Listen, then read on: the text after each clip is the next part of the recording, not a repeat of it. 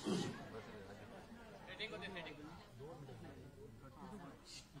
म्हटलं काय होतं ते बसल्यानंतर ना भाषणामध्ये कोणी जर समजा आपली स्तुती करायला लागलं ना तर जरा कसंनुसंच होतं.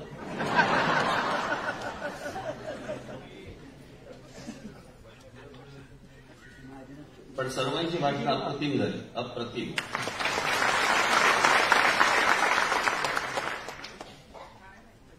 मला वाटलं महाजनांच्या भाषणाला मनस्फोर मिळतो की काय.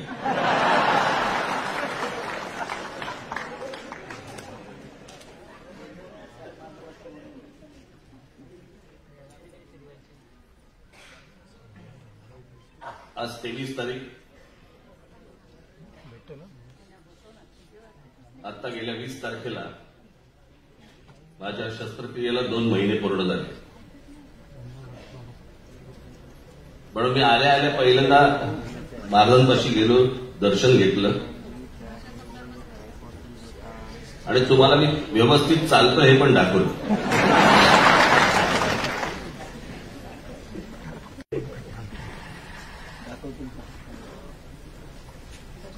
भयानक असते ती शस्त्रक्रिया, कुठलीही शस्त्रक्रिया. तर मला त्याच्या अगोदर मला एक छोटा कट देऊन तरी ते तिथे काहीतरी हाडामध्ये काहीतरी इंजेक्ट करतात, त्या पंक्चर करतात आणि मग काहीतरी ब्लड फ्लो सुरू होतो वगैरे वगैरे. ते केलं होतं बरोबर. त्याच्यानंतर माझी फिजिओ सुरू झाली, त्याच्यानंतर माझा पाय दुखायचा बंद झाला, सगळं व्यवस्थित झालं आणि बरोबर वर्षभरानंतर परत मला दुखायला लागलं. परत मला चालायला त्रास व्हायला लागला. म्हणून मी डॉक्टरला विचारलं, म्हटलं काय, म्हटलं परत दुखणं सुरू झालं. मला म्हणजे सगळं व्यवस्थित झालं होतं. तर काही प्रॉब्लेम असेल तर तो पहिल्या 4-5 महिने व्हायला पाहिजे होता, नाहीतर आता वर्षभरानंतर होत नाही. मग मला त्यांनी विचारलं कोविड झाला होता का. म्हटलं हो. जगभरामध्ये या कोविड नंतर बऱ्याचशा हाडांचे प्रॉब्लेम्स काहीतरी सुरू झाले आणि त्याच्यामध्ये माझं ते परत कोलॅप्स झालं. तर ते ऑपरेशन करून आलो होतो. मग आता हे परत झालं. त्या दरम्यान मला एकाने विचारलं, मला कसलं ऑपरेशन. म्हटलं हिप रिप्लेसमेंट. मला हिप रिप्लेसमेंट कशामुळे. मी म्हटलं जवळच्यांनी आणि बाहेरच्यांनी इतकी वर्ष जी माझी लावली ना,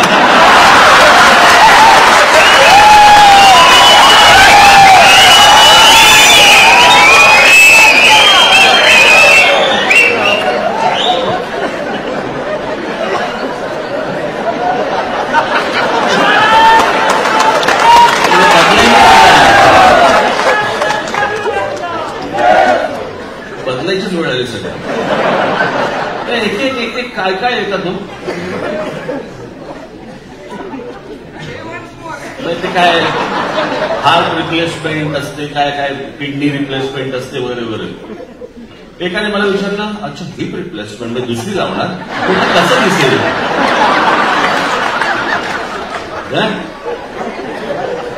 तर माझं ऑपरेशन म्हणून एखादं कोण काढून देईल.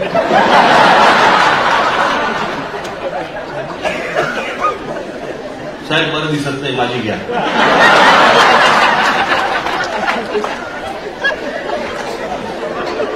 काय काय प्रश्न विचारतात.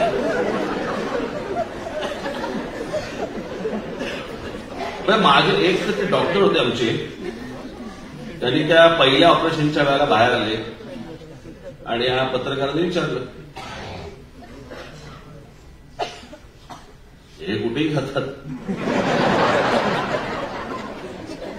एखाद्याच्या गेलेल्याच्या घरी पण जातात. काय वाटतंय, काय वाटतंय काय.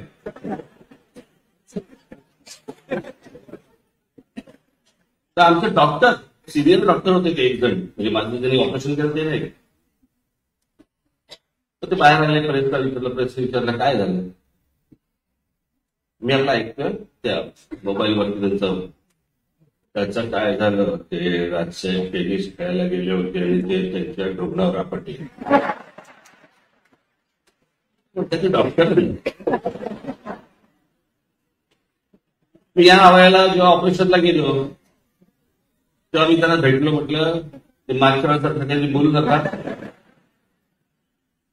मला म्हणाले, साहेब मागच्या वेळेला तर मला खरं तर गांडीवर पडले सांगितलं,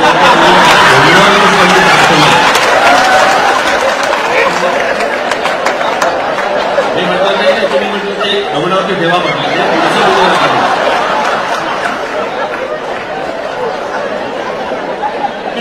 डॉक्टर आहे ना, ही काहीतरी बोलतात ना त्याला, म्हणतात तुमच्या भाषेमध्ये म्हणतात ते बोल ना, लगेच आमची काढायला कशाला पाहिजे.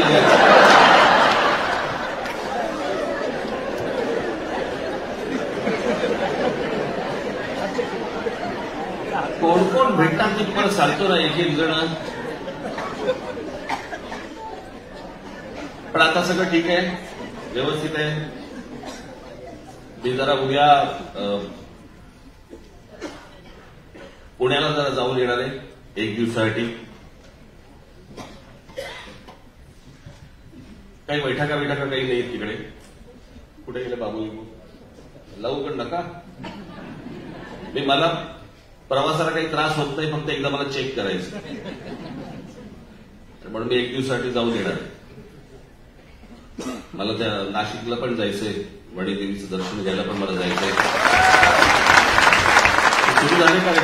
लिफ्ट सुरू झाली का?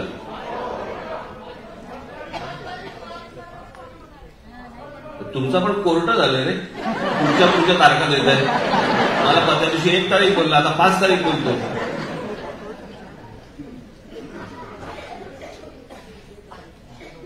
आज तुम्हाला सगळ्यांना, महाराष्ट्रातल्या सर्व प्रमुख पदाधिकाऱ्यांना इथे बोलवण्यामागचं कारण, एक तर बरेच दिवस आपण काही बोललो नव्हतो. मध्ये एक माझा फक्त इंटरव्ह्यू झाला.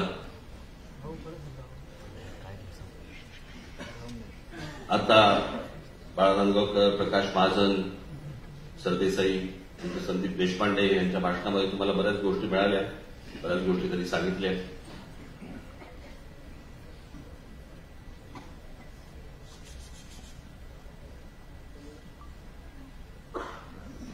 मला असं वाटतं की काही गोष्टी ह्या तुमच्याकडनं लोकांपर्यंत गेल्या पाहिजे. कसं होतंय की आपल्याला थांबवण्यासाठी, आपल्याला रोखण्यासाठी अनेक माध्यमं, अनेक राजकीय पक्ष हा जाणून बुजून काही गोष्टींचे प्रचार करत आले आतापर्यंत. आणि त्यावेळेला तुम्ही खरं तर सक्षम आहात. तुम्हाला कान आहेत, डोळे आहेत, मेंदू आहेत, सगळ्या गोष्टी आहेत. पण तिकडेची उत्तरं द्यायला लागतात. त्या उत्तरामध्ये तुम्ही कधीतरी मला थांबवलेली दिसतात.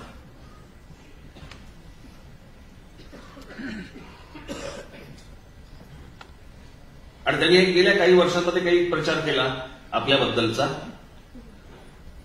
ते राज ठाकरे आणि त्यांचा महाराष्ट्र नवनिर्माण सेना हा पक्ष म्हणे आंदोलन अर्धवट सोडतो. एक आंदोलन दाखवायचं, एक आंदोलन जे आपण अर्धवट सोडतो. टोलचं केलेलं आंदोलन आपण जवळपास 65 ते 67 टोल नाके महाराष्ट्रातले बंद केले आपण. आणि ज्या शिवसेना, भारतीय जनता पक्ष यांच्या जाहीरनाम्यामध्ये दिलं होतं की आम्ही टोलमुक्त महाराष्ट्र करू, त्यांना ह्यांच्यापैकी कोणी जाऊन एक प्रश्न विचारत नाही की तुम्ही टोलमुक्त महाराष्ट्र म्हणाला होता, तुम्ही इतकी वर्ष सत्तेमध्ये होता, काय झालं त्या टोलमुक्त महाराष्ट्राचं? त्यांना कोणी प्रश्न विचारणार नाही. तुमच्याबद्दल खोटा प्रचार करणार.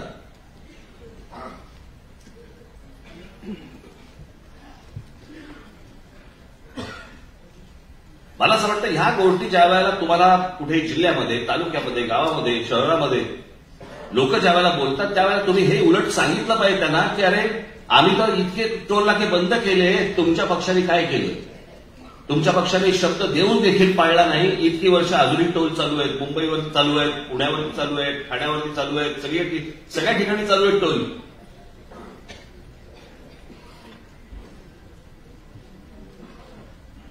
आणि आपला पहिला मुद्दा जो होता, तो पहिला मुद्दा हा होता की टोल, जगभरात टोलवरती पैसे गोळा करतात आणि त्या पैशामधनं जी काही तो ब्रिज उभा केलेला असतो, रस्ता केलेला असतो, काही गोष्टी केलेल्या असतात, त्याची रक्कम गोळा करतात. आपला पहिला प्रश्न असा होता की हे टोल किती वर्ष राहणार, आणि दुसरा प्रश्न होता की किती पैसे गोळा होत आहेत आणि पैसे जात आहेत कुठे, कोणाकडे जात आहेत. आणि सगळी कॅश आहे.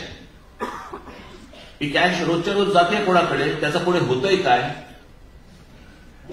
त्याची कुठचीही उत्तरं सरकारकडनं, कोणत्याही सरकारकडनं आजपर्यंत आपल्याला दिली गेली नाही.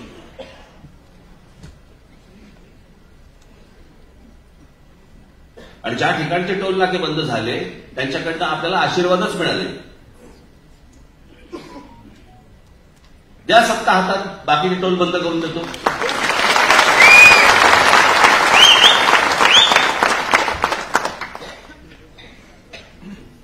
याचं कारण या सगळ्यांना या टोलवाल्यांकडनं पैसे जातात आणि म्हणून यांना बंद करायचे नाहीये. म्हणून तो विषय पण काढत नाहीत कधी, आणि हे त्यांना कधी प्रश्न पण विचारत नाहीत. इतक्या पत्रकार परिषदा होतात या सगळ्या लोकांच्या, त्यांना हे प्रश्न खरं तर भन्नावून सोडलं पाहिजे त्यांना की हे तुम्ही टोल बंद करणार बोलला होता, त्याचं काय झालं. त्यांना कोण नाही विचारणार. आणि मग त्यांचे सगळे छोटे लोक हे आपल्याबद्दलचा प्रचार करणार.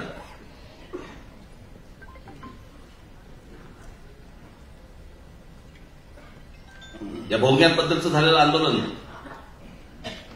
पोलिसांनी दिलेला आकडा जवळपास 92-93% ठिकाणी भोंगे बंद झाले सकाळचे.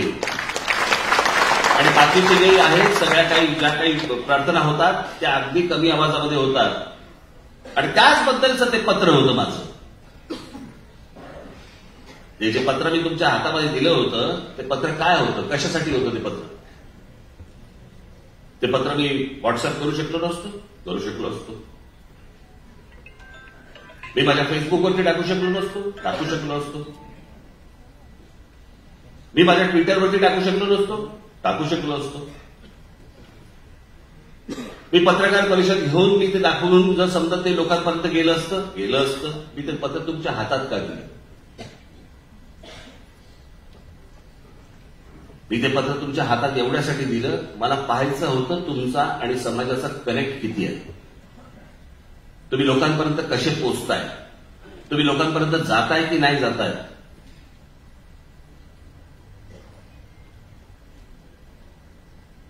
आज असंख्य महाराष्ट्र सैनिक आहेत आणि असंख्य महाराष्ट्र सैनिक सांगतात आम्हाला की आमच्या पदाधिकाऱ्यांकडनं आमच्यापर्यंत लेटर आलं नाही तर आम्ही पोहोचवलं असतं.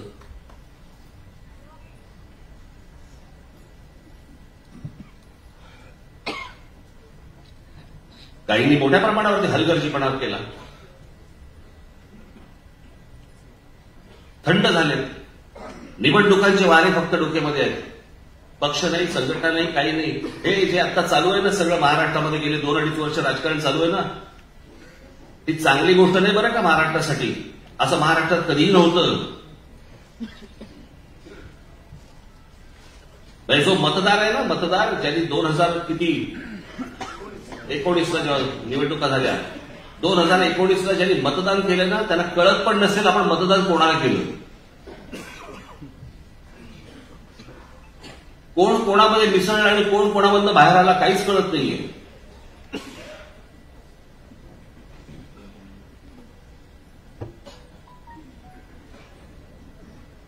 आणि हे जर समजा तुम्हाला वाटत असेल की हे खरं राजकारण, हे राजकारण नव्हे, ही तात्पुरती आर्थिक ऍडजस्टमेंट, सत्तेची ऍडजस्टमेंट. हे त्याशी माझ्या मुलाखतीमध्ये मी सांगितलं ना. त्या मुलाखतकारांनी मला विचारलं की भुजबळांचं बंड, नारायण राणेंचं बंड, शिंदेचं बंड आणि तुमचं बंड. म्हटलं माझं बंड लावू नका त्याच्यात. हे सगळेजण गेले, हे एका पक्षात गेले आणि सत्तेत गेले. या तुमच्या राज ठाकरेंनी स्वर्गीय माननीय बाळासाहेबांना भेटून त्यांना सांगून मी बाहेर पडलेलो आहे.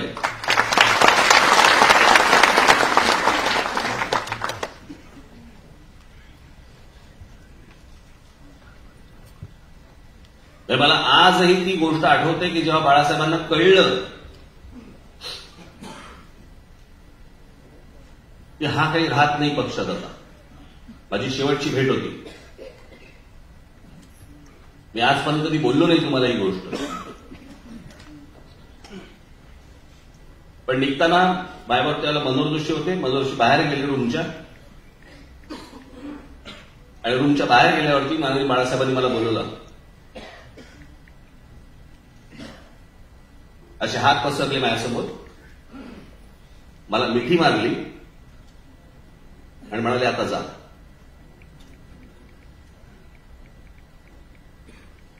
त्यांना समजलं होतं.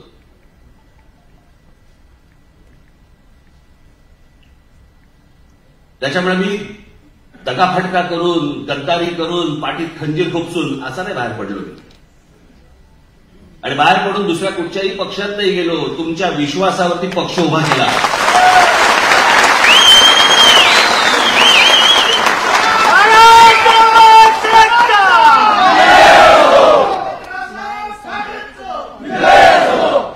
आजपर्यंत आपल्या पक्षाने जेवढी आंदोलनं केली आहेत, इतर कुठच्याही राजकीय पक्षाने इतकी आंदोलनं केलेली नाहीत आणि यशस्वी केलेली नाही. काढा, सगळ्यांचे मोर्चे काढा आणि सगळ्यांचे तुम्ही आजपर्यंतची आंदोलनं काढा आणि सांगा कुठच्या गोष्टी पूर्ण झाल्या त्यांच्याकडनं. आमच्या मोबाईल फोनवरती फक्त हिंदी आणि इंग्रजी फक्त ऐकू येत होतं महाराष्ट्रामध्ये. आमची मराठी ऐकू येत नव्हती. त्यासाठी महाराष्ट्र नवनिर्माण सेनेचा माझा महाराष्ट्र सैनिकांनी, आमचा अविनाश जाधव कुठे इथे असेल कुठे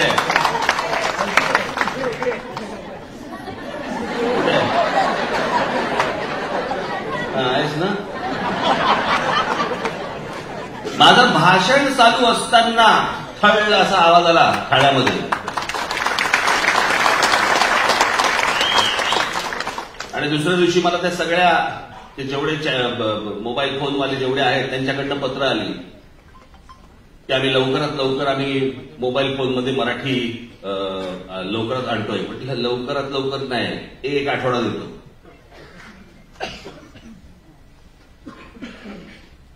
एका आठवड्याच्या आत महाराष्ट्रभर मोबाईल फोनवरती मराठी ऐकू यायला लागलं. का नाही इतरांनी केलं आंदोलन? ते भोंग्यांचं आंदोलन, मशिदीवरचे भोंगे काढा किती वर्ष सुरू होतं.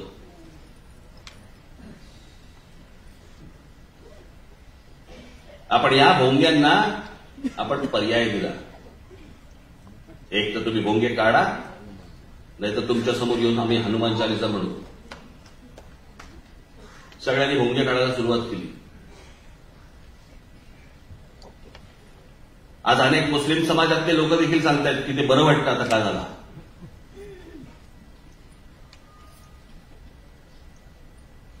असंख्य आंदोलनं आपली झालेली आहेत. अत्यंत विश्वासाने तुम्ही लोकांसमोर ही आंदोलनं पोहोचवली पाहिजे. तुम्ही बोलला पाहिजे, सतत सांगितलं पाहिजे, तुमच्या भाषणामध्ये या गोष्टी आल्या पाहिजेत.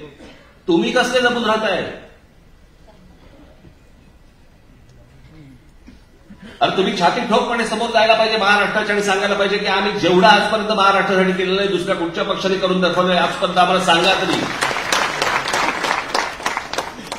सत्तेचा बाजार नुसता उभा करायचा आणि महाराष्ट्रासाठी काही नाही करायचं.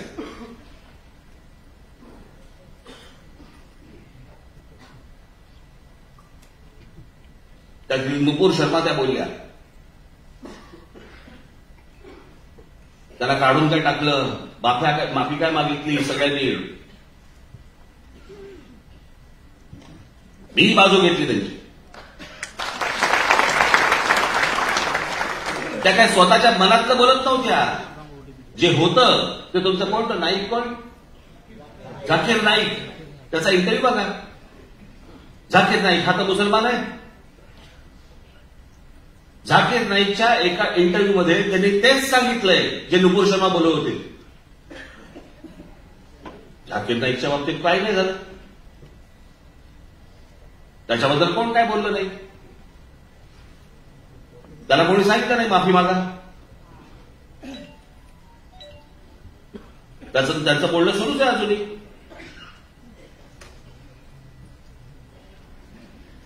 प्रश्न असा आहे की हरामखोर दोन भाऊ ते ओवेसी, त्यातला एक जण आमच्या देवतांबद्दल, देवी देवतांबद्दल बोलतो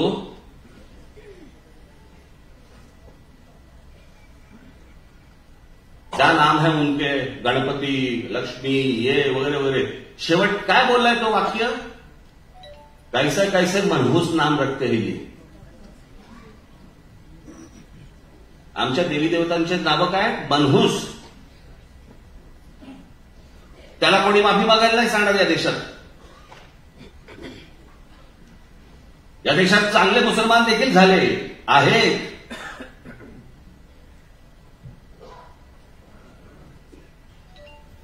यांच्यासारखे दलितही नाही.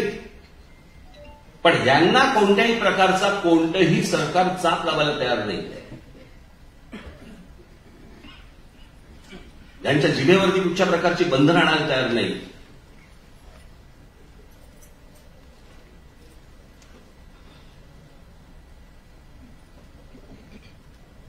कोण आपले कवी इक्बाल, सारे जहां से अच्छा. कवी इक्बाल या माणसानं लिहिलेलं काव्य, त्या काव्यामध्ये तो भारत नाही म्हणत आहे माणूस, सारे जहां से अच्छा हिंदुस्तान हमारा. हे हिंदूंचं स्थान आहे. सारे जहां से अच्छा ये हिंदुस्तान हमारा. हे कवी इक्बाल बोलतोय आणि आम्ही हिंदू या देशाला भारत म्हणतोय. आम्ही बोलताना बोलत पण नाही की या हिंदुस्थानामध्ये, आम्ही नाही, आमच्या भारतात. नाहीतर काय अगदी सोपं, इंडिया.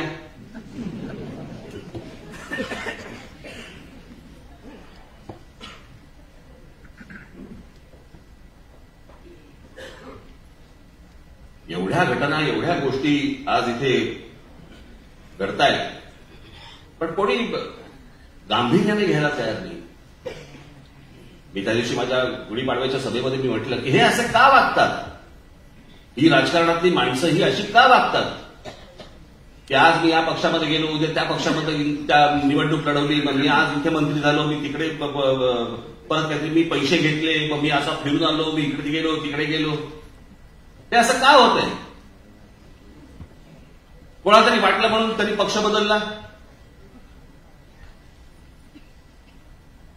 निवडणुकीच्या काळामध्ये, ते विधानसभेच्या निवडणुकीच्या काळामध्ये, या सगळ्या तुमच्या जिल्हा परिषदा वगैरे वगैरे, इथे नाही झालं, मला तिकीट नाही मिळालं, मी ह्या पक्षात गेलो, मी ह्या पक्षातून त्या पक्षात गेलो. मला लोकांची कमाल वाटते. मला महाराष्ट्रातल्या, देशातल्या जनतेची कमाल वाटते की त्याच्यानंतर तुम्ही ह्यांना मतदान करता.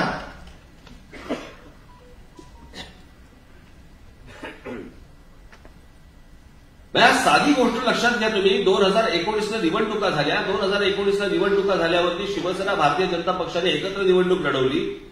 एकत्र निवडणूक लढवल्यावरती दोघांनी फारकत घेतली. काय तर म्हणे 2.5 वर्ष मुख्यमंत्री पदाचे घोषित केलं होतं. मला अजूनही आठवतंय, मला माहिती आहे ते, कारण त्या बैठकीत मी असायचो, मला होतो मी तिथे. मला असं वाटतं सेंटर हॉटेलला का कुठेतरी ती बैठक झाली होती. बैठका असं तर ते व्हायच्या, घरी व्हायच्या किंवा सेंटरला व्हायच्या. माननीय बाळासाहेब, मनोज जोशी, प्रमोद महाजन, गोपीनाथराव मुंडे, मला असं वाटतं त्यावेळेला वहाडणे अध्यक्ष, प्रदेशाध्यक्ष होते, वहाडणे होते का कोण आता आठवत नाही मला, बरेच जण होते. आणि तिथे पहिल्यांदा ती गोष्ट ठरली की ज्याचे जास्ती आमदार त्याचा मुख्यमंत्री. जर ही गोष्ट अंडरस्टँडिंग मध्ये तुमच्या एकमेकांच्या जर ही ठरलेली आहे, तर या 2019ला तुम्ही मागणी करूच कशी शकता जर तुमचे कमी आमदार आले तर शिवसेनेचे. म्हणजे मी पहिल्यांदा कमिटमेंट घेतली होती. कमिटमेंट 4 भिंतीमध्ये कमिटमेंट घेतली. माणसं कोण तिथे? 2च. एक तर हे खरं बोलतात किंवा हे खरं बोलतात. मुळात पहिल्यांदा तुम्ही मागितलंच कसं? ज्याचे जास्ती आमदार त्याचा मुख्यमंत्री. हे जर समजा ठरलेलं आहे तर तुम्ही पहिली गोष्ट सांगताच कशी? नंबर 1. नंबर 2,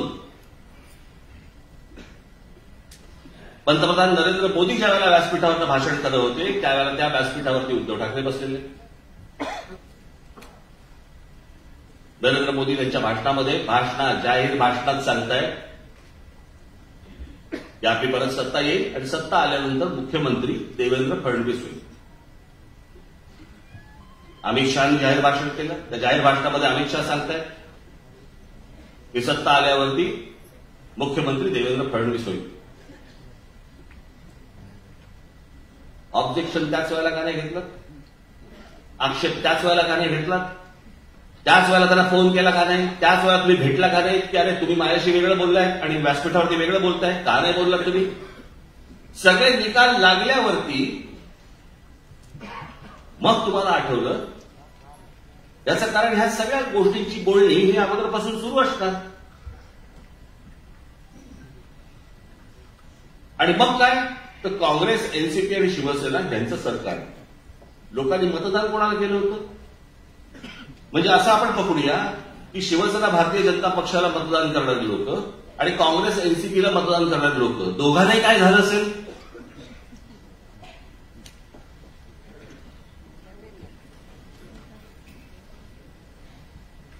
काँग्रेस एनसीपीच्या लोकांना वाटत असेल की शिवसेना भाजप नको म्हणून आम्ही तुम्हाला मतदान केलं, तुम्ही त्याच्यावर केला. आणि शिवसेना भाजपच्या मतदारांना वाटत असेल की अरे आम्ही तुम्हा दोघांना मतदान केलं, तुम्ही काँग्रेस एनसीपी बरोबर गेलात. ते नकोत म्हणून आम्ही तुम्हाला मतदान केलं आणि तुम्ही त्यांच्याबरोबर जाता.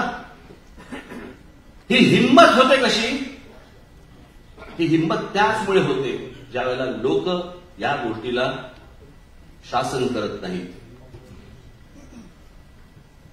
जनता यांना शिक्षा करत नाही की आम्ही तुम्हाला मतदान करणार नाही, तुम्ही आमच्या मताची किंमत केली. आम्ही 2-2 तास रांगेमध्ये उभे राहतो आणि 2-2 तास रांगेमध्ये उभे राहून आम्ही तुम्हाला मतदान करतो आणि ते मतदान केल्यानंतर तुम्ही आमच्याशी प्रतारणा करता. ते लोक जोपर्यंत या महाराष्ट्रातली जनता जोपर्यंत ठरवत नाही ना तोपर्यंत महाराष्ट्राच्या नशिबी हे असंच राहणार. काही राजकारणाचा आणि एकूण जगण्याचा काही कशाला काही संबंध नाहीये. खरं तर राजकारण इतका गंभीर विषय आहे,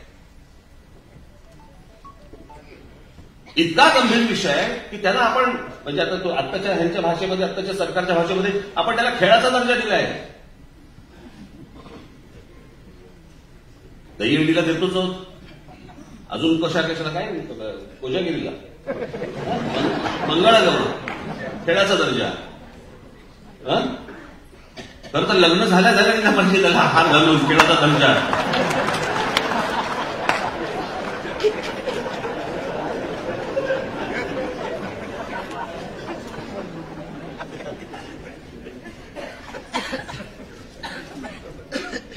हे राजकारण असं होण्यामागची कारणं आहे काय सांगा तुम्ही आता?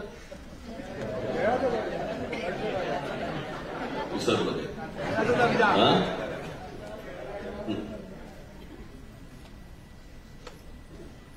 हे राजकारण असं होण्यामागचं कारण, याचं कारण आपण गांभीर्याने पाहत नाही होत त्याच्याकडे. अवानो, राजकारण हा इतका गंभीर विषय. इथे माझ्या समोर भगिनी बसलेल्या आहेत माझ्या. तुमच्या घरी सकाळी येणारं पाणी हे महानगरपालिका ठरवते. तुमच्या घरी येणारं दूध त्याचा भाव काय असावे हे राज्य सरकार ठरवतं. त्या राज्य सरकारमधलं ते मंत्रिमंडळ ठरवतं. तुमच्याकडे येणारी साखर याचा भाव हे राज्य सरकार ठरवतं. तुमच्याकडे येणारी वीज, या विजेचे पैसे किती असावेत, काय असावेत हे राज्य सरकार ठरवतं. हे सगळं सरकार जर समजा ठरवत असेल तर त्या सरकारला ज्याला आपण निवडणुका म्हणतो आणि ज्या निवडणुकांमधनं लोक आतमध्ये जातात आणि जे सरकार चालवतात ते आपण इतकं फालतू समजतो.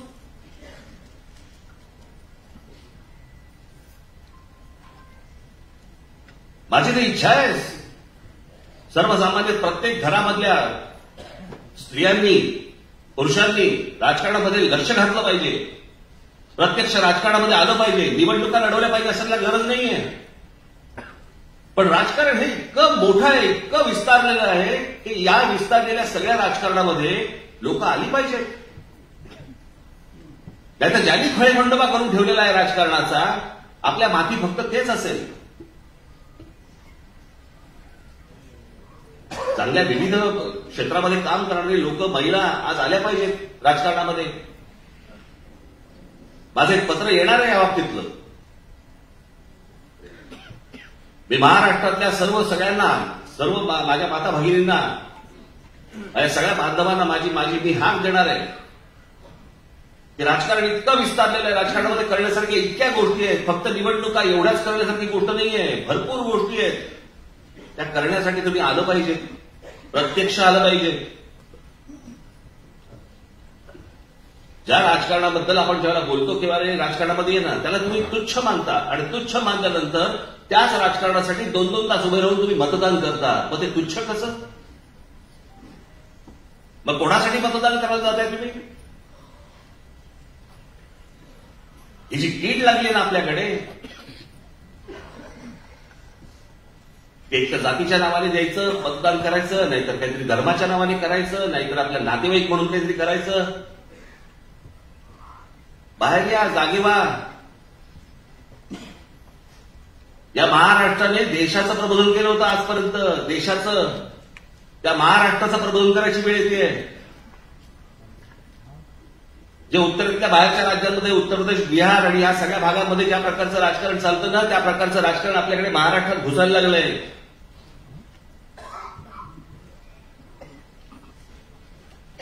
या सगळ्या राजकारणाला लोकांनी जाब विचारला पाहिजे.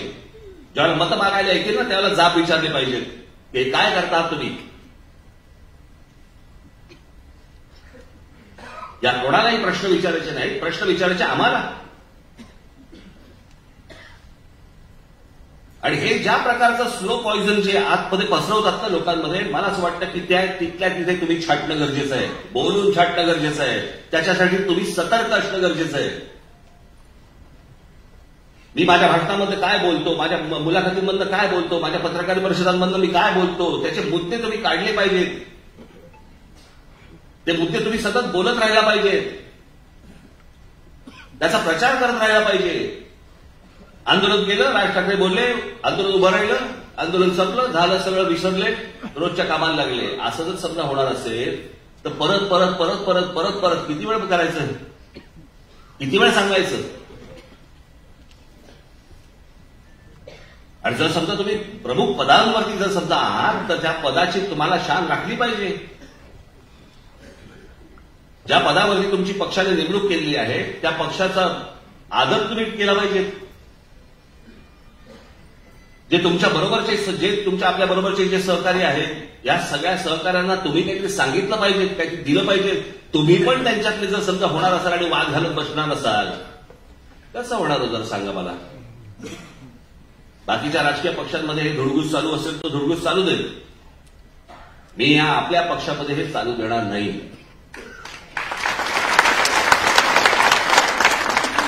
मगाशी मी बाळा नांदगावकरांचं भाषण ऐकताना त्यांनी एक विषय काढला सोशल मीडियाचा. मी तुम्हाला आत्ता सांगून ठेवतो, जर समजा पक्षातल्या पक्षात अंतर्गत एकमेकांविषयी जर कोणीही फेसबुकवरती, व्हॉट्सअपवरती जर समजा कोणत्याही प्रकारच्या कॉमेंट केल्या, त्याला एक क्षणभरही मी परत पक्षात ठेवणार नाही. लक्षात ठेवा.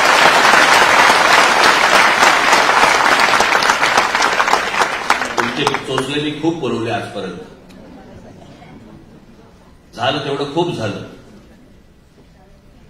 तुम्हाला तुमचं काम जर सांगायचं असेल तर त्या माध्यमाचा उपयोग करा. पण तुम्हाला एकमेकांची उणीधुणी जर काढायची असतील त्या माध्यमावरती काढून तर बघा. आणि जर असं कोणी काढलं असेल तर ते माझ्यापर्यंत पोहोचलं पाहिजे. हर्षल देशपांडे आहेत, सचिन मोरे आहेत किंवा इतर आमचे पक्षातले आपले नेते आहेत, यांच्यापर्यंत ते पोहोचलं पाहिजे, माझ्यापर्यंत ती गोष्ट आली पाहिजे. आज निवडणुका तोंडावरती कधी होतील मला माहिती नाही. अगं अगं म्हशी हेच चालू आहे आता.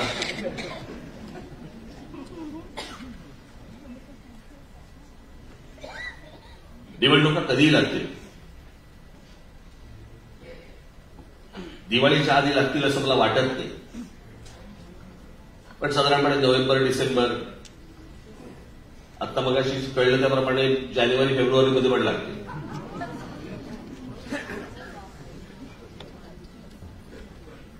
हा जो सगळा मेस झाला ना, सगळा चिखल झालाय ना, त्याचं कारण विचारणारे कोण नाही, बोलणारे कोण नाही, राग व्यक्त करणारे कोण नाही. की हे काय चालू आहे.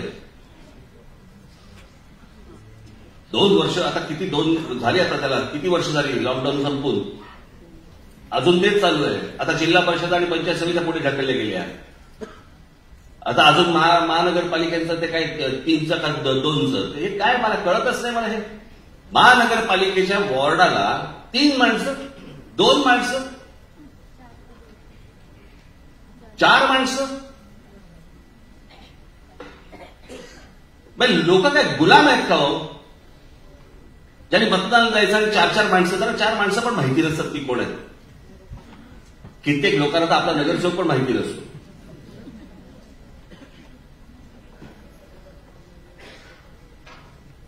पण ह्या 4 माणसांचे तुम्ही मतदार काय निवडणुका करताय, त्यांचे काय प्रभाग काय करताय, त्याच्यामध्ये निवडणुका लढवायच्या, कोणी तो भाग बघायचा कोणी, आणि त्याच्यामध्ये कामं होत नाही.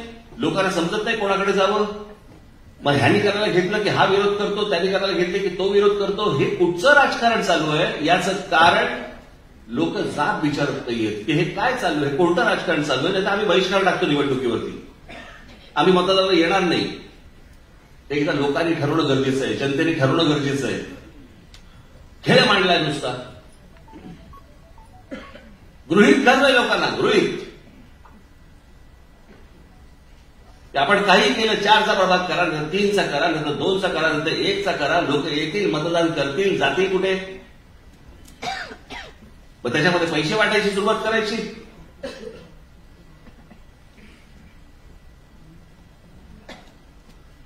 आज नाही लक्षात येणार, अजून काही वर्षांनी लक्षात येईल की आपले अरे काय महाराष्ट्र होता आपला, आणि त्या महाराष्ट्राचं आपण काय मातेला करून ठेवले. ज्या महाराष्ट्राने देशाचं प्रबोधन केलं, ज्या महाराष्ट्राने सर्वात जास्ती संत दिले, ज्या महाराष्ट्राने सर्वात जास्ती उत्तम कवी दिले, लेखक दिले, शूरवीर दिले, स्वातंत्र्य सैनिक दिले, कशाला घेऊन बसल्या आमचे शिवराय दिले, अजून काय घेऊन बसल्या.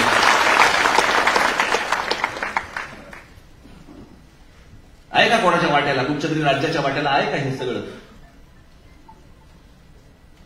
आम्हाला आमच्या लोकांची, मोठ्या लोकांची किंमतच नाही आम्हाला.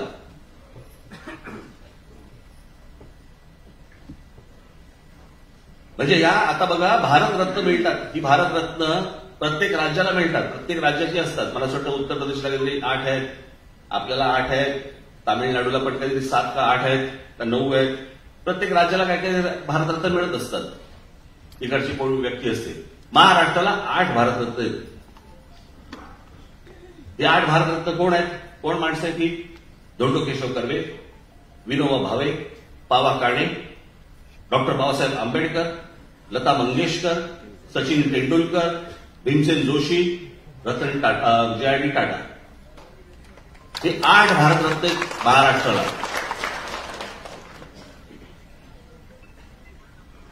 या 8 भारतरत्नांपैकी 4 भारतरत्न ही एकट्या दापोलीतली आहेत.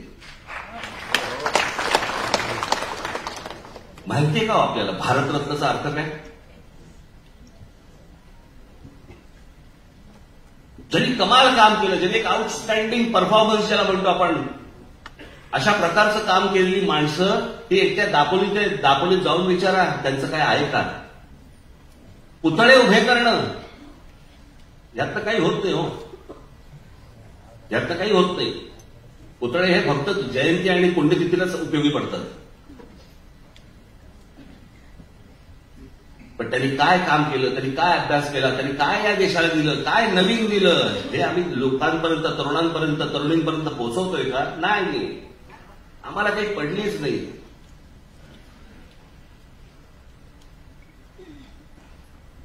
आम्ही रोजच्याच विवंचनेमध्ये इतके गुरफटून गेलेलो आहोत की आमच्याकडे कोण मोठी माणसं झाली आणि का मोठी माणसं झाली आम्हाला काही देणं घेणंच नाही.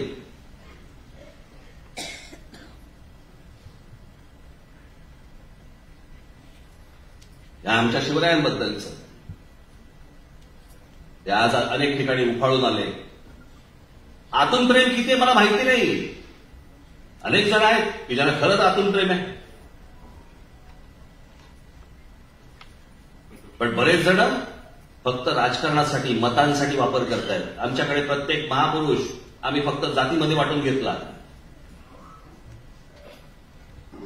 आमचे शिवराय हे मराठा, बाबासाहेब आंबेडकर आमचे हे दलित, आमचे कोण लोकमान्य टिळक ब्राह्मण, आमचे ज्योतिबा फुले हे माळी. मग इतरांनी कोणी त्याच्याबद्दल बोललं, तू नाही बोलायचं, तू त्या जातीचा नाही, जातीचा आम्ही. ही अवस्था केली आपण. प्रत्येक जण आपल्याच महाराष्ट्रामधल्या आपल्याच महापुरुषांचे प्रत्येक जात एकमेकांचे वाभाडे काढते.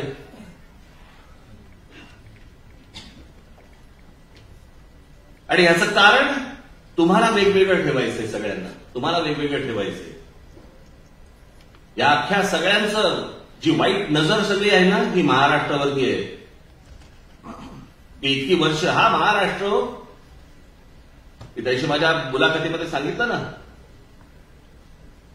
की वारसा कुठचा असतो? वारसा हा वास्तूचा नसतो, वारसा हा विचारांचा असतो.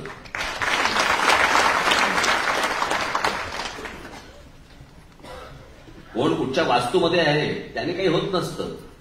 तो वारसा विचारांचा पुढे चालवावा लागतो. आमच्या शिवछत्रपतींनी जो विचार दिला तो पुढे पेशव्यांनी, मराठेशाहींनी आमच्या आटोक किल्ल्यापर्यंत आमचा भगवी पताका फडकवली. आटोक किल्ला आता कुठे आहे? पाकिस्तानात आहे. महाराजांचा विचार पोहोचवला कोणी? पेशव्यांनी, मराठेशाहींनी. पण त्याची सगळ्यात महत्वाची गोष्ट कोणती होती? पेशव्यांच्या हातामध्ये, ज्याला आता हे सगळेजण फोड करून सांगतात ना, मराठी ब्राह्मण बिंबण करून, पण ह्या पेशव्यांच्या हातामध्ये संपूर्ण सत्ता हातामध्ये होती. पण या पेशव्यांनी कधीही स्वतःला छत्रपती नाही म्हणून घेतलं. त्यांचं म्हणणं होतं, आतून छत्रपती तेच, आम्ही त्यांचे नोकर, आम्ही त्यांचे नोकर. छत्रपती तेच, गादी तीच, फक्त त्यांचा विचार पोचवतो. माझ्या आजोबांचा, माझ्या बाळासाहेबांचा जो विचार आहे तो विचार मला पुढे द्यायचा आहे. ती गोष्ट जी आहे ती गोष्ट पुढे. माझ्याकडे निशाणी असली काय नसली काय, नाव असलं काय नसलं काय, यांनी काही फरक पडत नसतं. माझ्याकडे विचार आहे. सगळ्यात मौल्यवान गोष्ट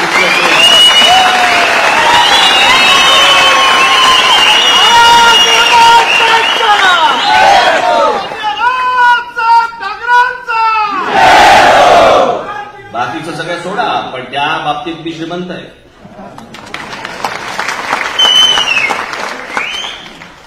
आणि या महाराष्ट्रामध्ये ज्या लोकांनी, महापुरुषांनी जे विचार पेरले ते ऐकणं, ते वाचणं, त्यातनं बोध घेणं, महाराष्ट्र समजून घेणं, मला असं वाटतं की ती गोष्ट प्रत्येकाने करणं गरजेचं आहे. तर ह्या गोष्टी पुढे टिकतील. मला मध्यंतरी मला तुमचे नितीन सरदेसाई बसले इथे, त्यांच्या सुनबाईच्या आजीनी एक पुस्तक लिहिलं. पुस्तकाचं शीर्षक होतं काय असतं. काय असतं म्हणजे कळलं ना तुम्हाला? काय असतं म्हणजे काय असतं हे कळलं ना तुम्हाला? त्यांनी मला सांगितलं की त्याची प्रस्तावना तुम्ही लिहून द्या. त्यांच्या सुनबाईचे वडील माझ्याकडे आले होते. त्यांनी मला सांगितलं की नाही, मला आजीने सांगितलं की तुमच्याकडे प्रस्तावना त्यांना पाहिजे. जोरात आली.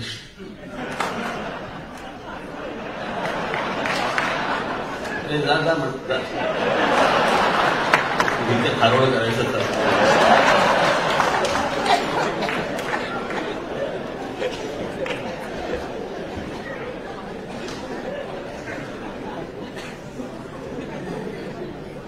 त्यांनी मला सांगितलं मला तुमची प्रस्तावना या पुस्तकासाठी पाहिजे. तर मी म्हटलं की माझ्या घरात जे संस्कार झाले, म्हटलं माझ्यावरती, म्हटलं आम्ही काही जातपात मानत नाही, जातीपातीने कधी एकमेकांकडे पाहत नाही, जातपात कधी शिकवलीच नाही, माहितीच नाही.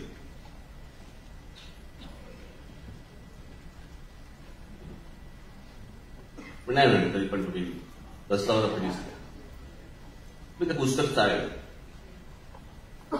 आपण जरूर ते पुस्तक वाचा.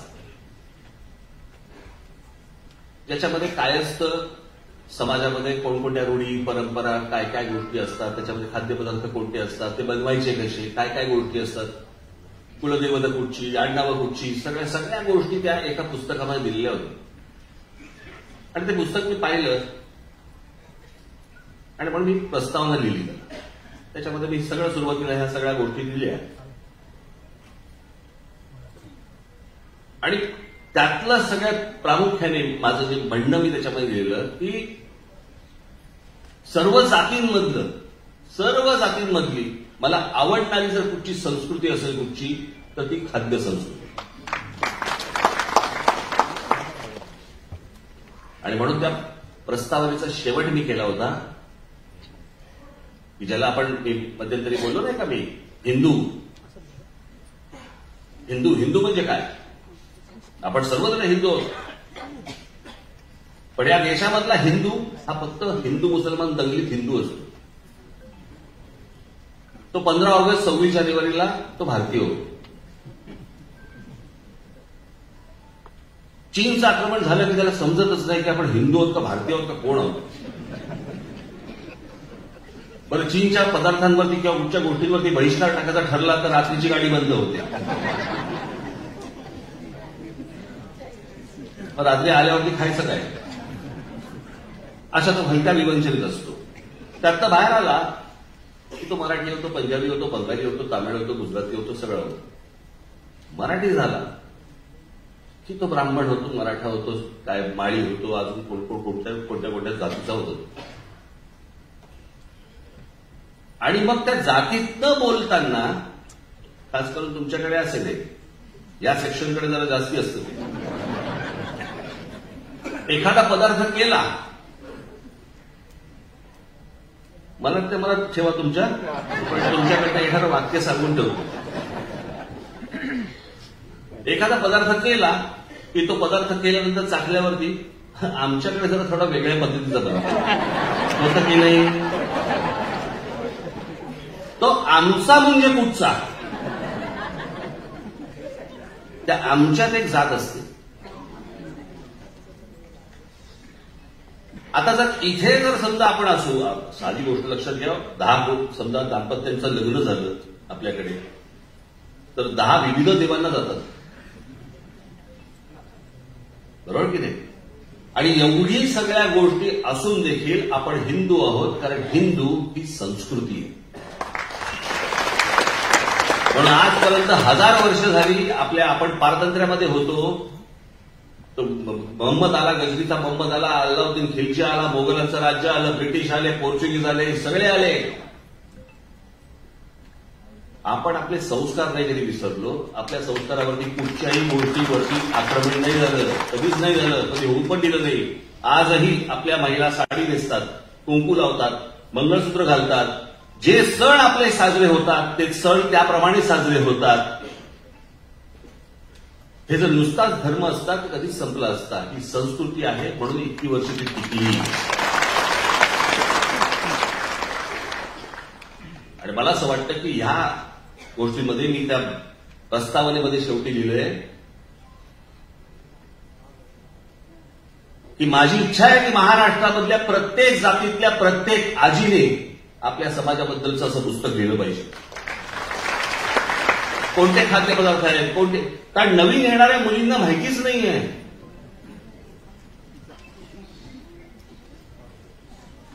काही जणांना घरून संस्कार मिळतात पण काही जणांना मिळतच नाही. माहितीच नसतं की हा पदार्थ कसा बनवायचा किंवा आपल्याकडचे सण जे साजरे करायचे ते कसे करायचे, काय काय गोष्टी करायच्या माहिती नसतं. मला असं वाटतं की ह्या गोष्टी तुमच्याकडनं होणं गरजेचं आहे. मी खरंच सांगतो, मगाशी जे मी म्हटलं ना की राजकारणामध्ये करण्यासारख्या प्रचंड गोष्टी आहेत. समाजामधल्या वेगवेगळ्या क्षेत्रामध्ये काम करणाऱ्या, वेगवेगळ्या क्षेत्रामध्ये पुढे आलेल्या अनेक महिलांनी, पुरुषांनी राजकारणामध्ये सहभाग घेतला पाहिजे, राजकारणामध्ये आलं पाहिजे, राजकारणातली विविध अंग सांभाळली पाहिजे. तर मला असं वाटतं की येणारा काळ महाराष्ट्रासाठी, महाराष्ट्राचा भविष्य काळ हा उज्ज्वल असेल.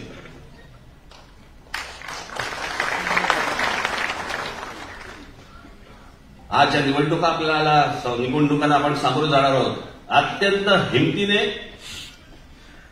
अत्यंत ताकदीने या सगळ्या निवडणुका आपल्याला सगळ्यांना लढवायच्या, एवढं लक्षात ठेवा.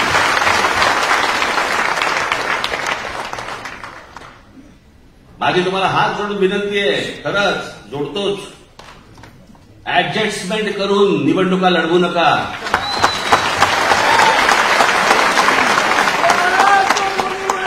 नुसतेच लाचार होऊन निवडणुका लढवू नका. शून्य किंमत राहील, शून्य किंमत तुम्हाला.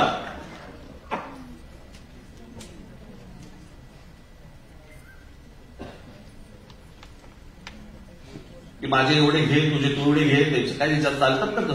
काय काय गोष्टी चालतात त्या, पण ह्यातनं तुम्ही तुमची किंमत शून्य करून घेतात. तिकडे समाजामध्ये ह्या गोष्टी लपून राहत नाहीत, अजिबात लपून राहत नाहीत, या बाहेर येतातच. आणि मला असं वाटतं की ह्या निवडणुका तुम्ही पूर्ण ताकदीने लढवणं गरजेचं आहे. माझ्याकडनं, पक्षाच्या नेत्यांकडनं, तुमच्याकडनं, सगळ्यांकडनं जो आपल्याला निवडणुकीला उभा आहे त्याला पूर्ण ताकद देणं गरजेचं आहे. मला जिथे जिथे शक्य होईल त्या त्या ठिकाणी, सगळ्या ठिकाणी मी सभा घेणार आहे. अनेक ठिकाणी मी मेळावे आत्ताच सुरू करणार आहे. आणि साधारणपणे मी आता गणपती झाले, अनंत चतुर्दशी मला वाटतं 9 तारखेला आहे. अनंत चतुर्दशी झाली की मग मी दौऱ्यावरती निघीन. त्यावेळेला दौऱ्यामध्ये आपल्या जिल्ह्यामध्ये येईल, त्यावेळेला आपल्या सर्वांचं दर्शन मला होईलच. तोपर्यंत ह्या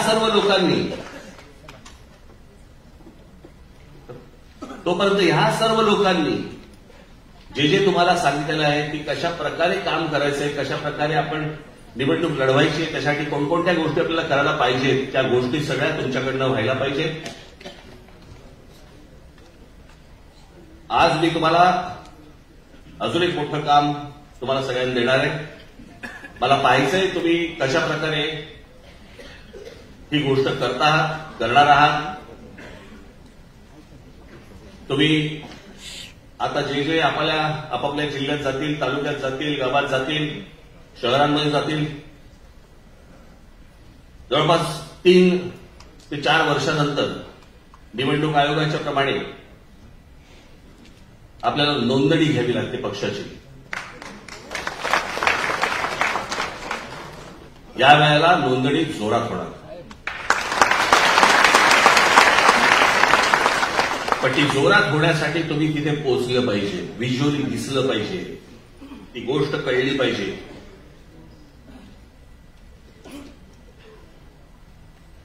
जिथे मंदिरं असतील, जिथे कॉलेजेस असतील, जिकडे मॉल असतील, मार्केट असेल. आता गणपती आहेत, सार्वजनिक गणेशोत्सव असतील, अनेक ठिकाणी तिथे आपली होर्डिंग्स दिसली पाहिजेत. मला ही दिसतील अशी आशा अपेक्षा ठेवू मी तुमच्याकडनं. नक्की काय असेल, कसं असेल, त्याचं पुढे काय काय होईल ते मला असं वाटतं सौरभ करंदीकर हे 2 मिनिटाचं प्रेझेंटेशन तुम्हाला देतील, ते आपण बघावं. एवढीच फक्त आपल्याला सर्वांना विनंती करतो. आज सगळेजण तुम्ही बाहेरगावून आलेला आहात, जाताना अत्यंत नीट गाड्या चालवत, व्यवस्थित नीट घरापर्यंत पोहोचा. घरचे आपले सगळेजण वाट बघतायत. महाराष्ट्रासाठी तुम्ही सगळेजण खूप महत्वाचे आहात, एवढं लक्षात ठेवा आणि आपापल्या घरी जा. आज मी इथेच थांबतो. आपल्याला सर्वांना निरोगी दीर्घायुष्य मिळो एवढीच फक्त एक इच्छा व्यक्त करतो आणि आपल्या सर्वांची रजा घेतो. धन्यवाद. जय हिंद, जय महाराष्ट्र.